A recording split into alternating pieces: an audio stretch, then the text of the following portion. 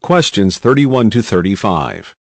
First, you have some time to look at questions 31 to 35.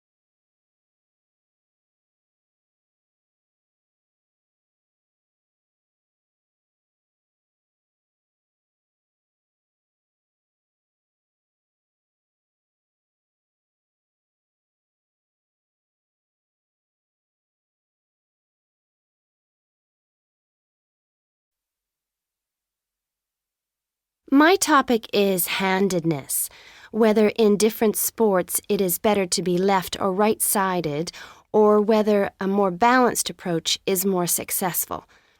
I'm left-handed myself, and I actually didn't see any relevance to my own life when I happened to start reading an article by a sports psychologist called Peter Matthews. He spent the first part of the article talking about handedness in music instead of sport, which I have to say almost put me off from reading further. But what I soon became struck by was the sheer volume of both observation and investigation he had done in many different sports, and I felt persuaded that what he had to say would be of real interest. I think Matthew's findings will be beneficial, not so much in helping sports people to work on their weaker side, but more that they can help them identify the most suitable strategies to use in a given game. Although most trainers know how important handedness is, at present they are rather reluctant to make use of the insights scientists like Matthews can give, which I think is rather short-sighted, because focusing on individual flexibility is only part of the story. Anyway, back to the article. Matthews found a German study which looked at what he called mixed-handedness, that is, the capacity to use both left and right hands equally. It looked at mixed-handedness in 40 musicians on a variety of instruments. Researchers examined a number of variables. For example, type of instrument played, regularity of practice undertaken, and length of time playing instrument, and found the following.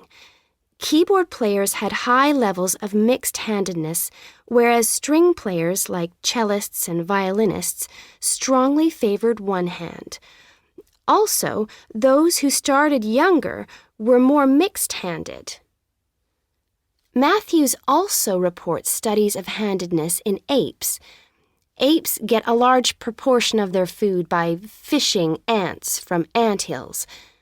The studies show that apes, like humans, show handedness, though for them right and left-handedness is about equal, whereas about 85% of humans are right-handed.